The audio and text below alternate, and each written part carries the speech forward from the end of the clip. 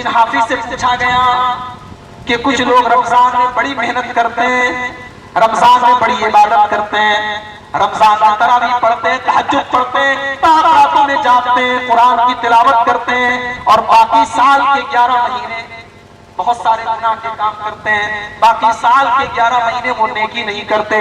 امام بشر بن حافظ نے جواب دیا، بئس القوم لا یعرفون للہ حقا الا فی رمضان۔ امام بشر بن حافظ کہتے ہیں وہ کتنے برے لوگ ہیں، وہ کتنے برے لوگ ہیں جو اللہ کو صرف ایک مہینے کے لیے پہچانتے ہیں۔ میرے پیارے ساتھیوں، یہ آسمان سے جو ہوائیں چل رہی ہیں، ایسا تو نہیں ہے کہ رمضان میں یہ ہوا چل رہی تھی شوال میں نہیں چلتی۔ یہ ہوائیں رمضان میں بھی چلتی ہیں، شوال میں بھی چلتی ہیں، ذی القعدہ میں بھی چلتی ہیں، ذی الحجہ میں بھی چلتی ہیں، سال کے 12 مہینے چلتی ہیں۔ ایسا تو نہیں ہے کہ آسمان میں چمکنے والا یہ سورج صرف ایک مہینے ہم کو روشنی دیتا ہے، نہیں، یہ سال کے 12 مہینے ہم کو روشنی دیا کرتا ہے۔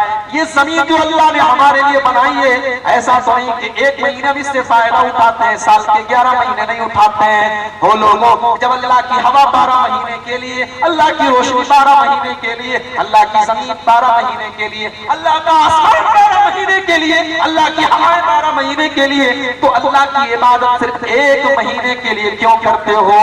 وَاعْبُدْ رَبَّكَ حَتَّىٰ يَأْتِيَكَ الْيَقِينُ۔ اللہ اپنے نبی سے کہتا ہے، اے میرے نبی، عبادت کرنے کا کوئی ایک مہینہ نہیں ہے، عبادت تو زندگی کی آخری سانس تک کرنا ہے۔ وَاعْبُدْ رَبَّكَ حَتَّىٰ يَأْتِيَكَ الْيَقِينُ۔ اے میرے نبی، اپنی زندگی کی آخری سانس تک اپنے رب کی عبادت کرو، سال کے 12 مہینے اللہ کی عبادت کرو۔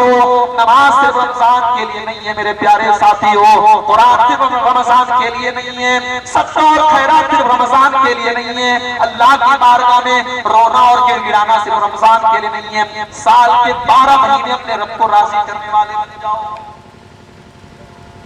آج ہم کہاں ہیں میرے پیارے ساتھیوں؟ ہم سب کو اپنے گریبانوں میں چھانٹ لیں۔ اللہ قرآن کے 14ویں پارے میں کہتا ہے، وَلَا تَكُونُوا كَالَّتِي نَقَضَتْ غَزْلَهَا مِن بَعْدِ قُوَّةٍ أَنْكَاثًا۔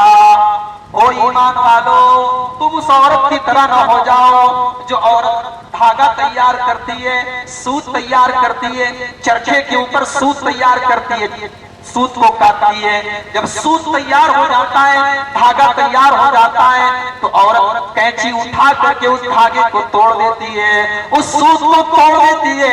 بڑی محنت سے جو دھاگا تیار کرتی ہے، 1 گھنٹہ 2 گھنٹہ 10 گھنٹہ 12 گھنٹہ محنت کرنے کے بعد جو دھاگا تیار کرتی ہے، وہ بے وقوف عورت، وہ نادان عورت اس دھاگے کو کینچی اٹھا کر کے کاٹ دیتی ہے۔ اللہ فرماتا ہے، اے ایمان والو، تم اس عورت کی طرح نہ ہو جانا، تم نیکی کے کام کر کے اپنی نیکیوں کو برباد نہ کر دینا، اپنی نیکیوں کو ختم نہ کر دینا۔ وہ لوگوں، یہ رمضان کے روزے ہمارے منہ کے اوپر مار دیے جائیں گے، یہ تراویح کی نماز ہمارے اوپر مار دی جائے گی، یہ جتنے ہم نے نیکی کے کام کیے ہیں، یہ سارے نیکی کے کام ختم کر دیے جائیں گے۔ اگر ہم نے ایک مہینے کے لیے نیکی کی اور سال کے 11 مہینے ہم نے شیطان کے حوالے کر دیا اپنے آپ، جانتے ہو اللہ نے قرآن میں ایک جگہ بڑی اچھی بات، پہلے وہ آیت پڑھتا ہوں، پہلے آیت ہے، وَالَّذِينَ يُؤْتُونَ مَا آتَوْا وَقُلُوبُهُمْ وَجِلَةٌ۔ اللہ فرماتا ہے کہ میرے کچھ نیک بندے ایسے بھی ہوتے ہیں جو اللہ کی راہ میں صدقہ اور خیرات کرتے ہیں، اللہ کی راہ میں چندہ دیتے ہیں، اللہ کی راہ میں زکات دیتے ہیں، اللہ کی راہ میں صدقہ اور خیرات دیتے ہیں، وَقُلُوبُهُمْ وَجِلَةٌ، لیکن ان کے دل کے اندر ڈر ہوتا ہے، وہ ڈرے ہوتے ہیں، وہ سہمے ہوئے ہوتے ہیں، أَنَّهُمْ إِلَىٰ رَبِّهِمْ رَاجِعُونَ، ان کے دل میں یہ ڈر ہوتا ہے کہ ان کو اپنے رب کے پاس جانا ہے، اللہ کے پاس جانا ہے۔ جب یہ آیت نازل ہوئی، اما عائشہ نے اللہ کے نبی سے سوال کیا، اے اللہ کے نبی، اے اللہ کے رسول، یہ کون لوگ ہیں، یہ کون لوگ ہیں جن کے بارے میں اللہ قرآن میں کہہ رہا ہے کہ وہ میری راہ میں چندہ دیتے ہیں، میری راہ میں زکات دیتے ہیں، لیکن دل کے اندر ڈر ہوتا ہے، وہ ڈرے ہوتے ہیں، سہمے ہوئے ہوتے ہیں، اے اللہ کے نبی یہ کون لوگ ہیں؟ اے اللہ کے نبی کیا یہ وہ لوگ ہیں جو چوری کرتے ہیں، جو شراب پیتے ہیں، جو زنا کرتے ہیں؟ اللہ کے نبی نے فرمایا لا یا بنت الصدیق، اے ابو بکر کی بیٹی، اے عائشہ، اے میری بیوی عائشہ، تم اس آیت کا غلط مطلب سمجھ رہی ہو۔ یہ آیت شرابیوں کے بارے میں نہیں ہے، یہ آیت زناکاروں کے بارے میں نہیں ہے، یہ آیت چوروں کے بارے میں نہیں ہے، یہ آیت تو ان لوگوں کے بارے میں ہے جو تراویح بھی پڑھتے تھے، جو نماز بھی پڑھتے تھے، جو راتوں میں جاگا بھی کرتے تھے، جو نیکی کے کام کیا کرتے تھے، لیکن نیکی کے کام کرنے کے بعد بھی وہ ڈرتے رہتے ہیں، سہمتے رہتے ہیں۔ اللہ کا ڈر ان کے دل میں رہتا ہے کہ پتہ نہیں ہماری نیکی اللہ کی بارگاہ میں قبول ہوگی کہ نہیں ہوگی۔ ہم نے ایک مہینہ نیکی کر لی، 30 مار کھا کر ہم نے سمجھ لیا کہ جنت ہمارے باپ کی ہوگی۔ ایک مہینہ ہم نے نماز پڑھ کے اپنے آپ کو نماز سے آزاد کر لیا، ایک مہینہ روزہ رکھ کے ہم نے سمجھ لیا ہماری بخشش ہو گئی۔ نہیں میرے بھائی، نیکی کرنے کے بعد اگر آدمی کے دل میں یہ ڈر ہے کہ پتہ نہیں میری نیکی قبول ہو رہی ہے کہ اللہ کا، اگر یہ ڈر ہے تو سمجھ جاؤ کہ تمہاری نیکی قبول ہو رہی ہے۔ نیکی کرنے کے بعد اگر یہ ڈر ہے کہ پتہ نہیں میری نیکی اللہ کی بارگاہ میں قبول ہو رہی کہ نہیں، اگر یہ ڈر ہے تب تو ٹھیک ہے، ورنہ آپ کی نیکی اللہ کی قبول نہیں۔ حضرت ابراہیم علیہ السلام کو دیکھیں، ابراہیم علیہ السلام کھانے کعبہ بنا رہے ہیں، اللہ کی زمین پر اللہ کی عبادت کا پہلا گھر بنا رہے ہیں، کھانے کعبہ بنا رہے ہیں، اور یہ دنیا کا پہلا مستری ہے جو اللہ کا گھر بنا رہا ہے۔ اور اس مستری کے ساتھ جو لیبر ہے، وہ لیبر بھی کوئی معمولی لیبر نہیں ہے، وہ لیبر کون ہے؟ وہ بھی اللہ کا پیغمبر ہے، اللہ کا نبی اسماعیل ہے۔ اللہ نقشہ کھینچتا ہے قرآن کے اندر، وَإِذْ يَرْفَعُ إِبْرَاهِيمُ الْقَوَاعِدَ مِنَ الْبَيْتِ وَإِسْمَاعِيلُ۔ یاد کرو جب میرا نبی ابراہیم میرا گھر بنا رہا تھا، جب میرا ابراہیم میرا گھر بنا رہا تھا، کھانے کعبہ بنا رہا تھا، اور اسماعیل بھی اپنے باپ کا ساتھ دے رہا تھا، دونوں باپ بیٹے کھانے کعبہ بنا رہا۔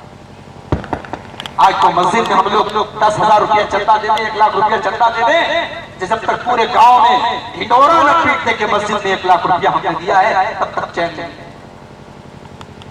ابراہیم اللہ کا گھر بنا رہے، کھانے کعبہ بنا رہے، اور ان کے ساتھ ان کا بیٹا اسماعیل بھی اس کام میں لگا، دونوں اتنا بڑا کام کر رہے ہیں، کھانے کعبہ بنا رہے ہیں، لیکن دونوں کے دل کے اندر کیا فیلنگ ہے، کیا احساس ہے، کیا خیال ہے، ذرا وہ دیکھو میرے پیارے ساتھیو۔ اللہ تعالیٰ نقشہ کھینچ رہا ہے، وَإِذْ يَرْفَعُ إِبْرَاهِيمُ الْقَوَاعِدَ مِنَ الْبَيْتِ وَإِسْمَاعِيلُ۔ یاد کرو میرا بندہ ابراہیم جب کھانے کعبہ کی تعمیر کر رہا ہے، اور اسماعیل بھی اپنے باپ کا ساتھ دے رہا ہے، رَبَّنَا تَقَبَّلْ مِنَّا إِنَّكَ أَنْتَ السَّمِيعُ الْعَلِيمُ۔ اور دونوں باپ بیٹے کھانے کعبہ بنا رہے ہیں اور اللہ سے دعا بھی کر رہے ہیں، اے اللہ یہ ہمارا چھوٹا سا عمل ہے، ہماری چھوٹی سی کوشش ہے، اے اللہ تو اس کو قبول فرما لے۔ ربنا تقبل منا انک انت السمیع العلیم۔ اے اللہ یہ گھر ہم بنا تو رہے ہیں، یہ کام ہم کر تو رہے ہیں، مگر ہم گارنٹی نہیں لے سکتے کہ یہ عمل تیری بارگاہ میں قبول ہوگا کہ نہیں ہوگا۔ ربنا تقبل منا، اے اللہ ہمارے اس عمل کو تو قبول فرما لے، انک انت السمیع العلیم، تو دل کا حال بھی جانتا ہے، تجھے پتا ہے کہ ہمارے دل کے اندر کیا چل رہا ہے۔ ہم 1 مہینہ نیکی کر کے میرے پیارے ساتھیوں اپنے آپ کو ہم نے کیا سمجھ سکتے ہیں؟ میری پیاری ماں بہنوں، ابھی میں ٹرین سے کلکتہ سے آپ کے مدھو پور آیا، ٹرین کے اندر مسلمان عورتوں کی ایک بڑی تعداد تھی، جوان لڑکیاں ہیں، جوان عورتیں ہیں، عید کے موقع پر کلکتہ شاید وہ گھومنے گئی ہوگی، کوئی مدھو پور میں اتر رہی ہے، کوئی چترنجن میں اتر رہی ہے، کوئی جامتاڑا میں اتر رہی ہے۔ مسلمان عورتیں بے پردہ گھوم رہی ہیں، بے نقاب گھوم رہی ہیں۔ کیا عید کا یہ تہوار آپ کو پردہ سے بھی آزاد کر دیتا ہے؟ کیا عید کا تہوار اسی لیے آیا ہے کہ آپ اپنے آپ کو، اپنے چہرے کو پردے سے آزاد کر کے بے حیا عورتوں کی طرح، بے شرم عورتوں کی طرح آپ ٹرینوں میں سفر کریں، آپ فلائٹ میں سفر کریں، آپ دنیا کی سیر کریں؟ آج دیکھیں کہ نبی کے زمانے کی عورتوں کا کیا حال ہے۔ اللہ کے نبی مسجد سے نکل رہے ہیں، بڑے غور سے سنیے گا میری پیاری ماں بہنوں، آپ کی بھی توجہ چاہتا ہوں۔ اللہ کے رسول مسجد سے نکل رہے ہیں، ابو داؤد کی روایت ہے، مرد حضرات بھی مسجد سے نکل رہے ہیں، عورتیں بھی نکل رہی ہیں، مردوں کی بھیڑ بھی نکل رہی ہے، عورتوں کی بھیڑ بھی نکل رہی ہے۔ اللہ کے نبی نے دیکھا کہ مرد اور عورت دونوں آپس میں سٹ کے چل رہے ہیں، راستے میں بھیڑ لگ گئی ہے، مرد بھی چل رہے ہیں، عورتیں بھی چل رہی ہیں۔ اللہ کے نبی کا چہرہ غصے سے لال ہو گیا، آپ نے فرمایا اے عورتوں کنارے ہٹو، استاخرنا کنارے ہٹو، فَإِنَّ لَيْسَ لَكُنَّ أَن تَحْتُكْنَ الطَّرِيقَ، اے عورتوں تم بیچ راستے میں سے نہ چلا کرو، تم بیچ میں سے نہ چلا کرو، کنارے سے چلو، تمہارا کام مردوں سے سٹ کر کے نہیں چلنا ہے، تم کنارے سے چلو۔ اللہ کے نبی نے حکم دے دیا عورتوں سے کنارے سے چلو۔ حدیث کے الفاظ ہیں، اس دن کے بعد سے عورتیں جب بھی مسجد میں آیا کرتی تھی اتنا کنارے سے چلتی تھی کہ حدیث کے الفاظ ہیں فَكَانَتْ تَمْسِكُ رِدَاءَهُمْ بِالْجِدَارِ، ان کے کپڑے، ان کے برقعے، ان کے نقاب، ان کی چادریں اتنے کنارے سے وہ چلا کرتی تھی کہ ان کی چادریں دیوار سے لگ جایا کرتی تھی، ان کی چادریں دیوار سے سٹ جایا کرتی تھی، وہ اتنا کنارے سے چلا کرتی تھی۔ میری پیاری ماں بہنوں، نبی کے زمانے میں نبی کے ایک حکم پر عورتوں کا یہ حال تھا۔ آج رات رات بھر تقریریں ہو رہی ہیں، آج 3-3 گھنٹے کی تقریریں ہو رہی ہیں، لیکن ہمارے گاؤں میں، ہمارے علاقوں میں آج پردہ کہاں چلا گیا؟ آج ہمارے گھروں کی شرم و حیا کہاں چلی گئی؟ آج نبی کی طریقے پر اور نبی کی سنت پر چلنے کا جذبہ کہاں چلا گیا؟ یاد رکھو میرے پیارے ساتھ، اللہ کے اگر کامیاب ہونا ہے تو نبی نے جو طریقہ بتایا ہے، نبی کے طریقے کے اوپر چلنا پڑے گا، نبی کی سنت پر چلنا پڑے گا۔ جو نبی کے طریقے کو چھوڑ دے گا، جو نبی کے طریقے پر نہیں چلے گا، وہ اپنے آپ کو برباد کر رہا ہے، اپنے عمل کو برباد کر رہا ہے۔ اللہ قرآن میں کہتا ہے یا ایھا الذین آمنوا اطیعوا اللہ واطیعوا الرسول ولا تبطلوا اعمالکم، اے ایمان والو اللہ کی اطاعت کرو، رسول کی اطاعت کرو، اور اگر تم نے ایسا نہیں کیا وَلَا تُبْطِلُوا أَعْمَالَكُمْ، تو تمہارے سارے کے سارے اعمال برباد کر دیے جائیں۔ جو نبی کے راستے پر نہیں چل رہا ہے، جو نبی کے سنت پر نہیں چل رہا ہے، اس کی زندگی برباد ہے، اس کی دنیا بھی برباد، اس کی آخرت بھی۔ میرے پیارے نوجوان ساتھیوں، آج ہمارے کتنے نوجوان ہیں وہ کان کے اندر بالی بھی پہنے ہوئے ہیں، لمبے لمبے بال رکھے ہوئے ہیں، اور ایسا کپڑا پہنے ہوئے ہیں لگتا ہی نہیں ہے کہ یہ لڑکا ہے کہ لڑکی ہے، لگتا ہی نہیں کہ یہ جا رہا ہے کہ جا رہی ہے، بال بھی لمبے لمبے ہیں اور کانوں کے اندر بالیاں بھی لگائی ہوئی ہیں۔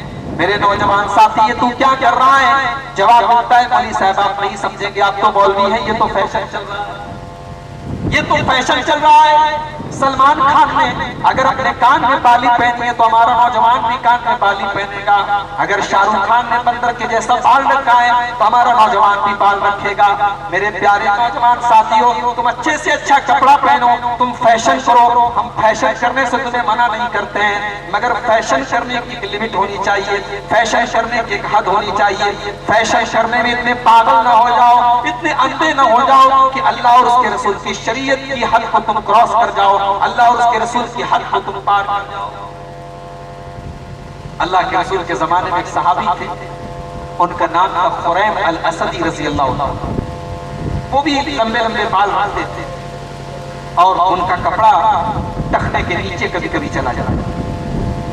اللہ کے پیارے نبی ایک مرتبہ اپنے صحابہ کے سامنے بیٹھے ہوئے تھے، آپ نے فرمایا نعم الرجل خریم الاسدی، خریم الاسدی بہت اچھے انسان ہیں، بہت اچھے آدمی ہیں، بس دو چیزوں کی ان کے اندر کمی ہے، لولا طول جبتہ و اسبال ازاری، ان کا کپڑا ان کے ٹخنے کے نیچے ہے اور ان کے بال تھوڑے لمبے لمبے ہیں۔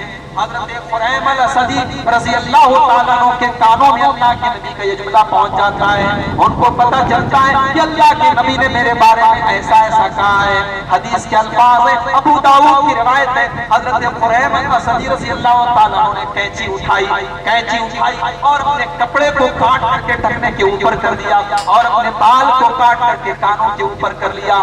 جو کام میرے نبی کو پسند ہے، ناپسند ہے، وہ کام نہ کیسے؟ یہ حال تھا میرے پیارے ساتھیوں صحابہ کرام کا. صحابہ کرام نبی کی باتوں پر اتباع سنت کے معاملے میں صحابہ کرام سست نہیں تھے ہماری اولاد کی طرح.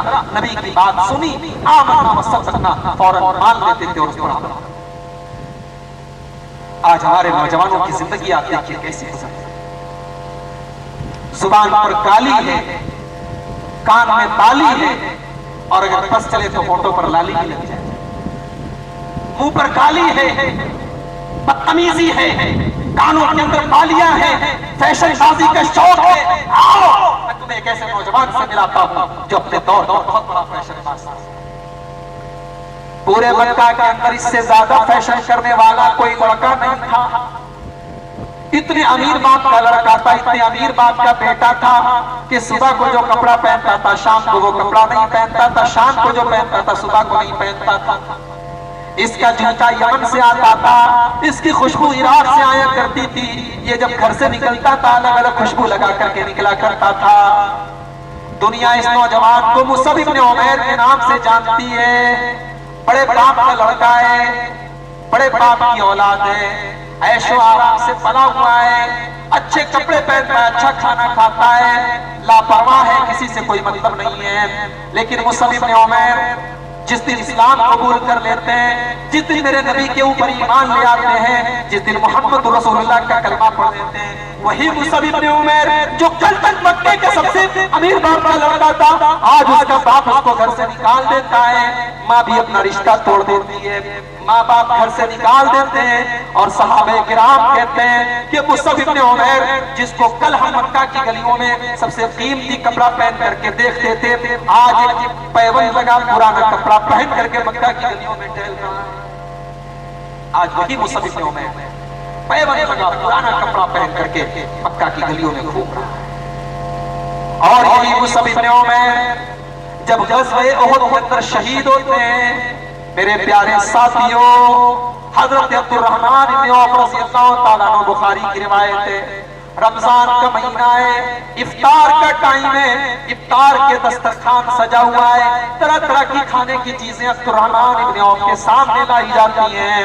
عبدالرحمن بن عوف دسترخوان دیتے ہیں اور سارا قطار رونے لگتے ہیں, آنکھوں سے آنسو جاری ہو جاتے ہیں. سوال کرنے والے سوال کرتے ہیں, اے عبدالرحمن بن عوف کیا بات ہے, آپ رو کیوں رہے ہیں, آپ کی آنکھوں سے آنسو کیوں جاری ہو گئے؟ حضرت عبدالرحمن بن عوف کہتے ہیں, او لوگوں مجھے مصعب ابن عمیر کا جنازہ یاد آ گیا. غزوہ احد کے اندر جب مصعب ابن عمیر شہید ہوئے تھے اور جب ان کو دفنانے کے لیے, ان کو کفنانے کے لیے کفن کا کپڑا بھی نہیں تھا, ان کے کفن کی جو چادر تھی وہ اتنی چھوٹی تھی کہ سر ڈھانکا جاتا تھا تو پیر کھل جاتا تھا, پیر ڈھانکا جاتا تھا تو سر کھل جاتا تھا. سر کو ڈھانکا گیا اور پیر کے اوپر گھاس ڈال کر کے, ازخر نام کی ایک گھاس عرب کے اندر پیدا ہوتی تھی, اس گھاس کو ڈال کر کے کسی طریقے سے مصعب ابن عمیر کو دفنایا گیا. عبدالرحمن بن عوف مصعب ابن عمیر کے جنازے کو یاد کر کے رونے لگتے ہیں اور دسترخوان سے اٹھ جاتے ہیں, اور ایک نوالا بھی, ایک دانہ بھی اپنے منہ میں نہیں ڈالتے ہیں. میرے پیارے ساتھیوں, میرے نوجوان ساتھیوں, یہ بھی نوجوان تھے, ان کی زندگیاں اسلام کے لیے گزری ہیں, ان کی زندگیاں پیارے نبی جناب محمد رسول اللہ صلی اللہ علیہ وسلم کی دین کی. میرے پیارے ساتھیوں, اپنی زندگی کو صحابہ کی زندگی بنا لو, صحابہ کی زندگیوں کے سانچے میں اپنی زندگیوں کو ڈھال لو, اپنی زندگیوں کو اتباع سنت والی زندگی بنا لو, نبی کی سنت پر چلنے والے بن جاؤ. آج ہمارے کتنے نوجوان ساتھی ہیں سونے کی چین پہنتے ہیں, سونے کی انگوٹھی پہنتے ہیں, سونے کی گھڑی پہنتے ہیں. آئیے ذرا دیکھیں صحابہ کرام کا کیا حال تھا. مسلم شریف کی روایت ہے, اللہ کے نبی صلی اللہ علیہ وسلم کے پاس ایک صحابی آئے, سونے کی انگوٹھی پہنے, سونے کی انگوٹھی پہنے ہوئے ہیں. اللہ کے نبی صلی اللہ علیہ وسلم نے ان کی انگوٹھی کو نکالا اور زمین پہ پھینک دیا اور کہا, یا میرا جبرت من النار, اے میرے صحابی تم سونے کی انگوٹھی نہیں بلکہ جہنم کی آگ کا انگارہ پہنے ہوئے تھے, کہ جہنم کی آگ کا انگارہ تو اپنی انگلی میں ڈالے ہوئے ہو. نبی نے اتنا کہا اور چلے گئے. صحابہ نے کہا سونے کی انگوٹھی ہے, سونا بڑا قیمتی ہوتا, اور اس زمانے میں بھی سونا بہت قیمتی تھا. لوگوں نے کہا اے اللہ کے رسول کے صحابی سونا بڑا قیمتی ہوتا ہے، خذھا وانتفع بہا، اٹھا لو اپنے گھر میں دے دینا، عورتوں کو دے دینا، اس کو بیچ دینا، سونے کا سامان ہے، اس کو پھینکو مت، برباد مت کرو۔ صحابی جواب دیتے ہیں واللہ لا آخذ شیئا طرحہ رسول اللہ صلی اللہ علیہ وسلم، جس چیز کو اللہ کے رسول نے زمین پر پھینک دیا اس چیز کو دوبارہ میں چھونا بھی نہیں مناسب سمجھتا۔ جس چیز کو میرے نبی نے میرے انگلی سے نکال کر کے پھینک دیا ہے میں اس چیز کو دوبارہ چھونے کی ہمت نہیں کر سکتا۔ میرے پیارے ساتھیوں، یہ صحابہ کی اتباع سنت تھی، یہ صحابہ کا جذبہ تھا سنت پر چلنے۔ جمعہ کا دن ہے، حضرت عمر فاروق رضی اللہ تعالیٰ عنہ جمعہ کی نماز پڑھنے کے لیے نیا نیا کپڑا پہن کر کے جا رہے ہیں۔ راستے میں حضرت عباس رضی اللہ تعالیٰ عنہ کے مکان کے باہر ایک نالا لگا ہوا ہے، اس نالے سے پانی بہ رہا ہے۔ مکان کی چھت پر حضرت عباس نے کبوتر ذبح کیا ہے اور کبوتر کے خون کے قطرے اس نالے سے ٹپک رہے ہیں۔ حضرت عمر فاروق رضی اللہ تعالیٰ عنہ سفید کپڑے پہن کر کے جمعہ کی نماز پڑھنے کے لیے جا رہے ہیں۔ اس نالے سے کبوتر کے خون کی دو چار بوندیں حضرت عمر کے سفید کپڑوں پر پڑ جاتی ہیں۔ حضرت عمر تو بڑے جلالی صحابی تھے، بڑے غصے والے صحابی تھے، انہوں نے فوراً حکم دیا اس نالے کو توڑ دیا جائے، اس نالے کی وجہ سے میرے سفید کپڑے گندے ہو گئے، میرے سفید کپڑوں پر داغ آ گیا، اس نالے کو اکھاڑ دیا جائے، نالے کو اکھاڑ دیا جاتا ہے۔ حضرت عمر مسجد میں جاتے ہیں، جمعہ کی نماز پڑھ کر کے آنے لگتے ہیں، اس نالے کے پاس سے گزرتے ہیں۔ وہ نالا حضرت عباس کے مکان کا نالا ہے، وہ نبی کے چچا کے مکان کا نالا ہے، اور نبی کے چچا عباس رضی اللہ تعالیٰ عنہ اپنے مکان کے باہر کھڑے ہوتے ہیں۔ اے عمر، یہ تم نے کیا کر دیا؟ حضرت عمر جواب دیتے عبداللہ اے عباس، میں نے کوئی غلط کام نہیں کیا ہے، اس نالے سے خون کی بوندیں ٹپک کر کے میرے سفید کپڑے پر پڑ گئی تھی، یہ نالا نمازیوں کو تکلیف پہنچا رہا ہے اس لیے میں نے نالے کو اکھڑوا دیا۔ حضرت عباس کہتے ہیں اے عمر، تم کو کچھ پتا بھی ہے، تم کو کچھ معلوم بھی ہے یہ نالا میرے مکان میں کس نے لگایا تھا؟ کہا کس نے لگایا تھا؟ کہا اے عمر، یہ نالا کسی اور نے نہیں، یہ نالا جناب محمد رسول اللہ صلی اللہ علیہ وسلم نے اپنے ہاتھوں سے یہاں پر فٹ کیا تھا۔ میرے مکان کا یہ پرنالا یہ جناب محمد رسول اللہ صلی اللہ علیہ وسلم نے اپنے ہاتھوں سے لگایا تھا۔ حضرت عمر کی آنکھوں سے آنسو آ گئے۔ اے عمر، تو نے کیا کر دیا؟ تو نے نبی کے ہاتھ کی لگائی ہوئی چیز کو اکھاڑ دیا، تو نے نبی کے ہاتھ کا لگایا ہوا نالا یہاں سے اکھاڑ دیا۔ حضرت عمر فاروق رضی اللہ تعالیٰ عنہ حضرت عباس سے کہتے ہیں اے عباس، یہ نالا جہاں پر لگا تھا وہیں پر اس نالے کو دوبارہ لگا دو۔ حضرت عباس کہتے ہیں عمر، اے امیر المومنین، اے عمر فاروق، آپ رہنے دیجئے، میں کسی مستری کو بلا لیتا ہوں، وہ یہاں پر لگا دے گا۔ کہا کہ نہیں اے عباس، یہ نالا میرے نبی نے لگایا تھا، آج اس نالے کو تم اپنے ہاتھوں سے لگاؤ گے اور تمہیں کسی لیبر اور مستری کو بلانے کی ضرورت نہیں ہے۔ آج عمر فاروق کے کندھے پر کھڑے ہو کر کے، عمر فاروق کے کندھے کو سیڑھی بنا کر کے تم یہ نالا اپنے ہاتھوں سے لگاؤ۔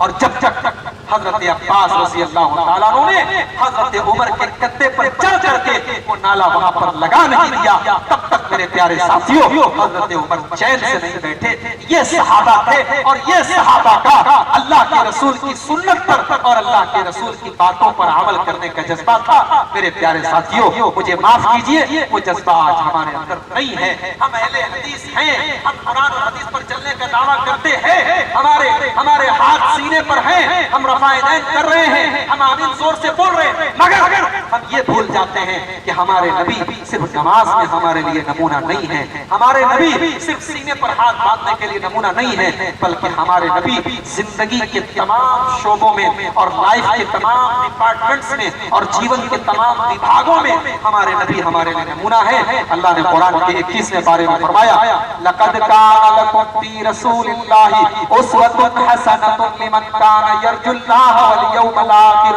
او لوگو، اگر تم اللہ سے ملاقات کرنا چاہتے ہو، اگر تم جنت میں جانا چاہتے ہو تو میرے نبی کی زندگی کو آئیڈیل بنا لو، میرے نبی کی زندگی کو نمونہ بنا لو۔ کھانا کھاؤ تو میرے نبی کے طریقے کے مطابق کھاؤ، پانی پیو تو میرے نبی کے مطابق پیو، شادی کرو تو میرے نبی کے بتائے طریقے کے مطابق کرو، لین دین کرو تو میرے نبی کے جیسا اخلاق اپنے اندر پیدا کرو۔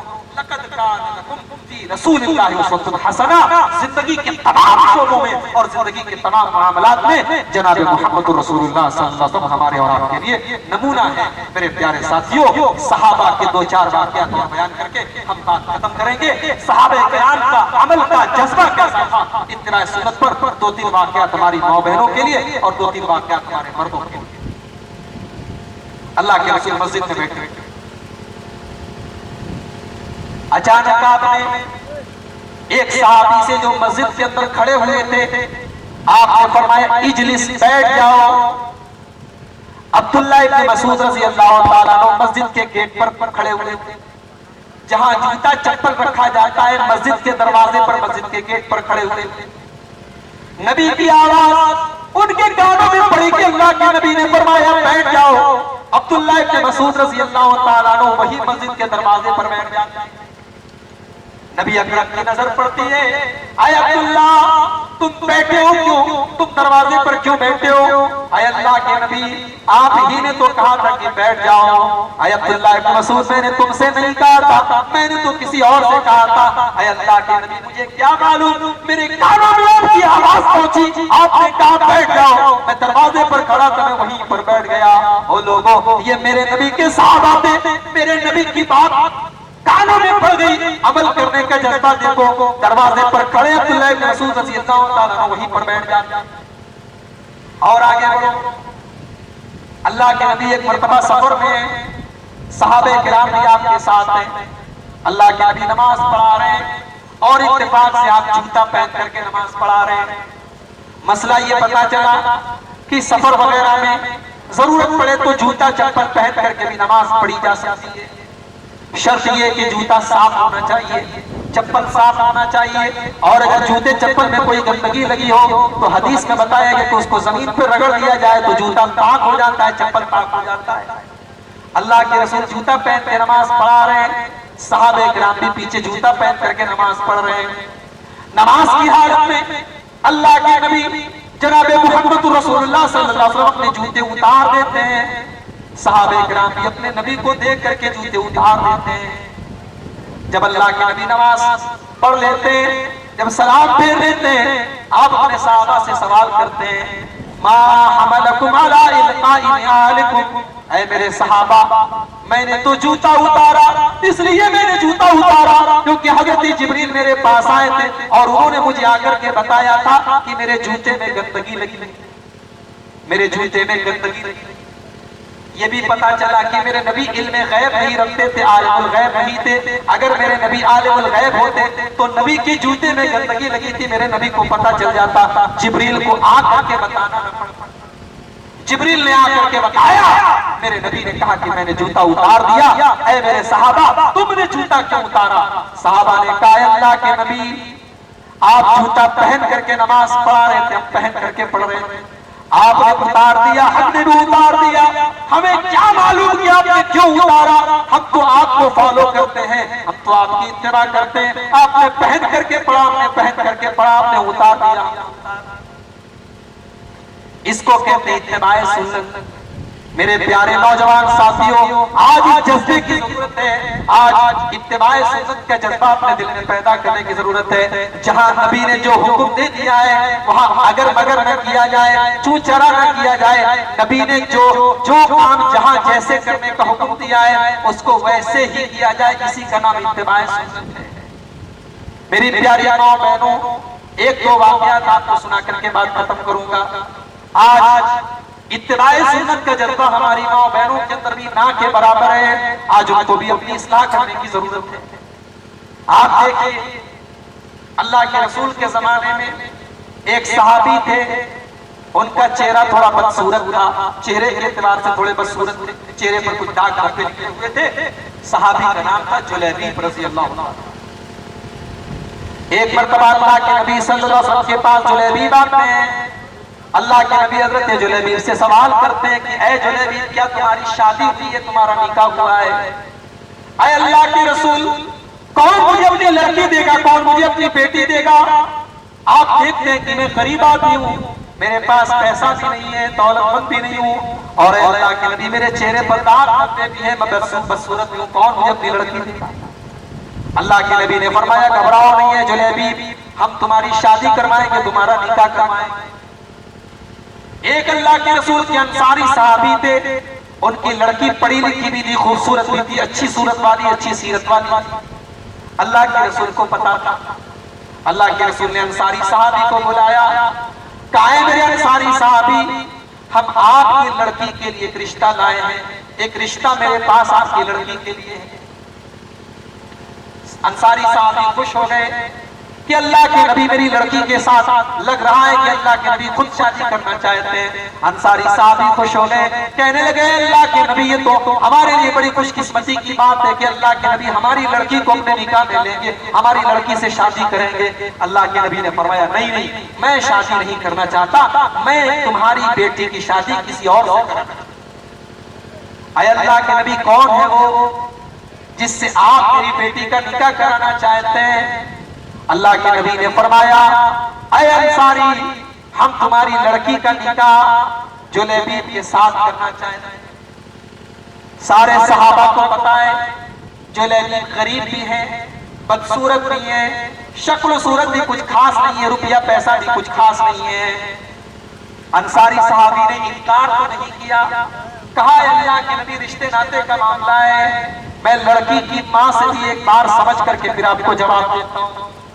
اس سے ایک بات یہ پتا چلی کہ اس زمانے میں بھی لڑکی کا رشتہ کرنے کے لیے لوگ اپنے گھر کی عورتوں سے بھی مشورہ کرتے تھے، عورتوں سے بھی سمجھ کہا اللہ کے نبی میں لڑکی کی ماں سے ایک بات سمجھ کر کے پھر آپ انصاری صحابی گھر آئے، مسند احمد کی روایت ہے، اپنی بیوی کے پاس آئے اور بیوی سے کہا کہ اے میری بیوی ہماری لڑکی کے لیے اللہ کے نبی نے ایک رشتہ بھیجا ہے۔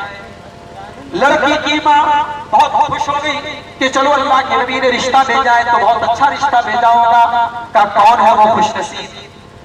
کہا کہ اللہ کے نبی ہماری لڑکی کی شادی جلیبیب کے ساتھ کرنا چاہتے ہیں۔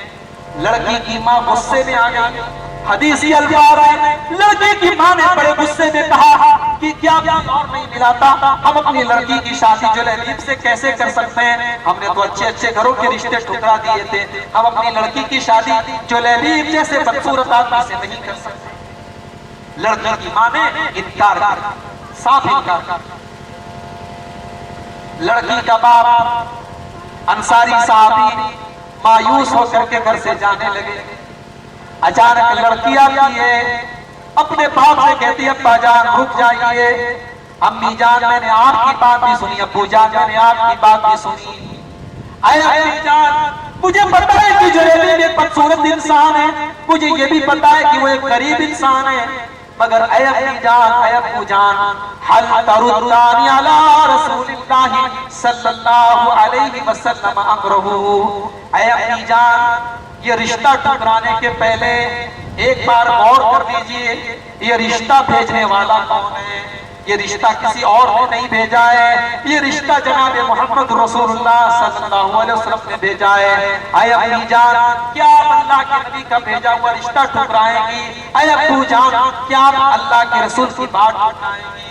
اللہ کا نام لے کر کے میرا نکاح کر دیجئے، اگر نبی نے کہا ہے تو اللہ تعالیٰ ضرور اس نکاح کے اندر برکت دے گا، آپ میری شادی کر دیجئے جلیبیب کے ساتھ۔ لڑکی کا باپ اللہ کے رسول کے پاس آتا ہے اور پورا واقعہ اللہ کے رسول کو سناتا ہے کہ اللہ کے رسول میری بیوی تیار نہیں تھی، میں تیار نہیں تھا، لیکن ہماری لڑکی کے اندر آپ کی سنت پر عمل کرنے کا اور آپ کی بات پر عمل کرنے کا اتنا جذبہ تھا، ہماری بیٹی تیار ہو گئی۔ اور اس نے کہا کہ اگر نبی نے حکم دیا ہے تو میں شادی کرنے کے لیے تیار ہوں۔ نبی اکرم نے فوراً ہاتھ اٹھائے اور دعا کی اللہم بارک لہا فی عیشہا، اے اللہ اس لڑکی کی عمر میں تو برکت دے، ولا تجعل عیشہا قدًا قدًا، اور اے اللہ تو اس لڑکی کی زندگی کو ہر پریشانی سے بچا کر کے رکھنا۔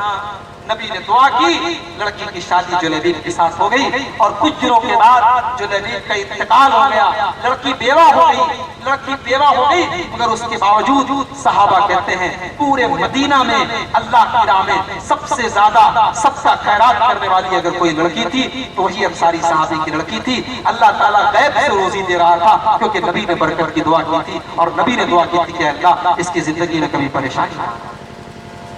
میری پیاری ماں بہنوں، یہ جذبہ عمل تھا، یہ اتباع سنت کا جذبہ تھا۔ آج ہمارے گھر کی عورتوں کا کیا حال ہے، آج پردے کو لے کر کے ہمارا کیا حال ہے، آج شرم و حیا کو لے کر کے ہمارا کیا حال ہے، آج شوہر کی خدمت اور شوہر کے حقوق کو لے کر کے ہمارا کیا حال ہے۔ اللہ کے نبی سے پوچھا گیا، اے اللہ کے نبی سب سے بہترین عورت کون سی ہے؟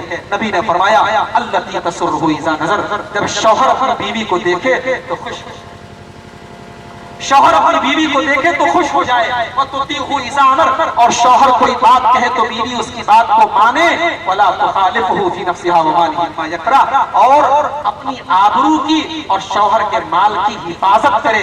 یہ تین کام اگر عورت کر لے تو اللہ کے نبی نے کہا کہ سب سے بہترین عورت ہے۔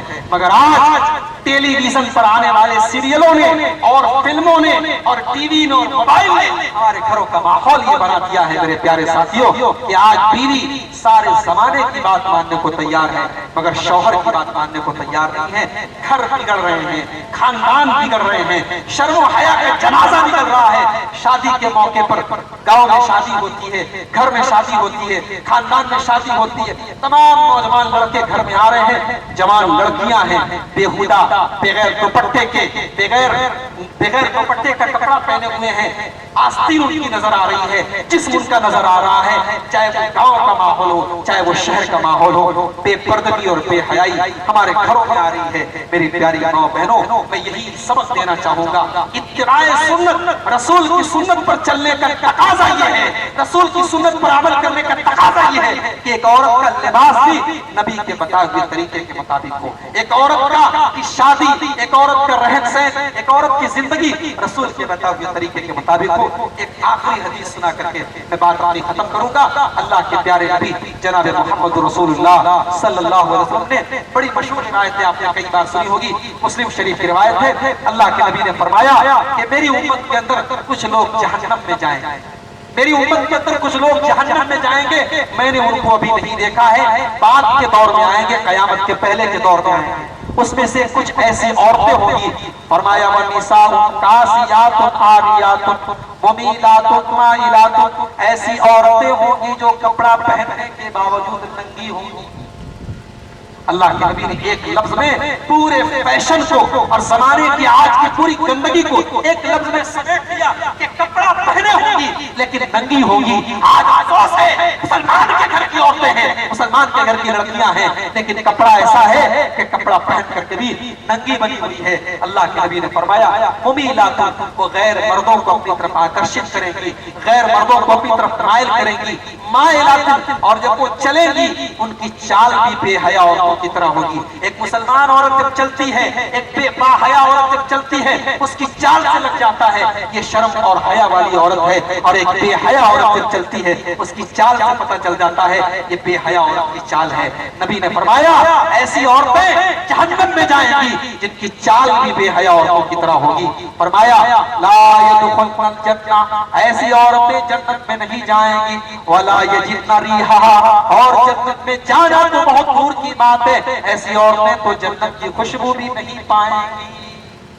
تو میری پیاری ماں بہنوں، یہی گزارش آپ سے کروں گا کہ اللہ کے رسول صلی اللہ علیہ وسلم کے بتائے ہوئے طریقے کے مطابق اپنی زندگی کو گزاریے۔ میرے نوجوان ساتھیوں، مسجد تو بنا لی شب بھر میں، ایمان کی حرارت والوں نے، من اپنا پرانا پاپی تھا، برسوں میں نمازی بن نہ سکا، آج الحمدللہ گاؤں کی مسجدیں بھی بڑی شاندار ہیں، اس میں پینٹ بھی لگا ہوا ہے، گاؤں میں آج مسجدوں میں اے سی لگ رہا ہے، مسجدیں بہترین بن رہی ہیں، مگر مسجدوں کو آباد کرنے والے آج غائب ہو گئے۔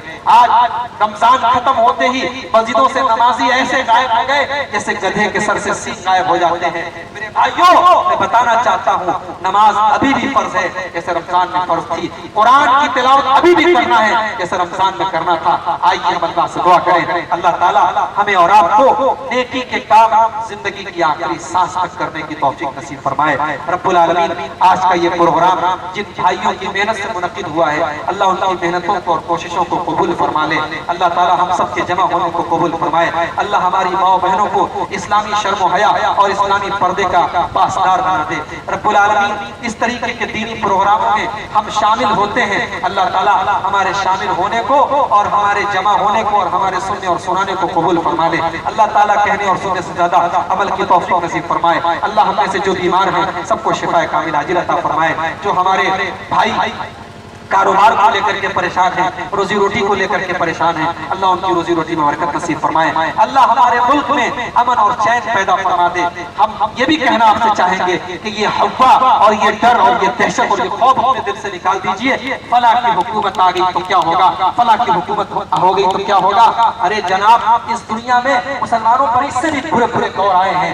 دجلہ کا پانی مسلمانوں کے خون سے لال ہو چکا ہے، دجلہ کا پانی مسلمانوں کی کتابوں کو جلا کر کے کالا ہو چکا ہے، مگر مسلمان تب بھی ختم نہیں ہوئے۔ ہمیں یقین ہے اللہ تعالیٰ وہ ہے جس نے یونس علیہ السلام کی دعا کو مچھلی کے پیٹ میں سنا تھا۔ ہم اللہ سے دعا کرتے ہیں اللہ تعالیٰ اس ملک کے تمام مسلمانوں کی جان و مال کی اور ان کی عزت و آبرو کی حفاظت فرمائے۔ اللہ ظالموں کے ظلم سے اور شریروں کے شر سے ہم سب کو حفاظت فرمائے۔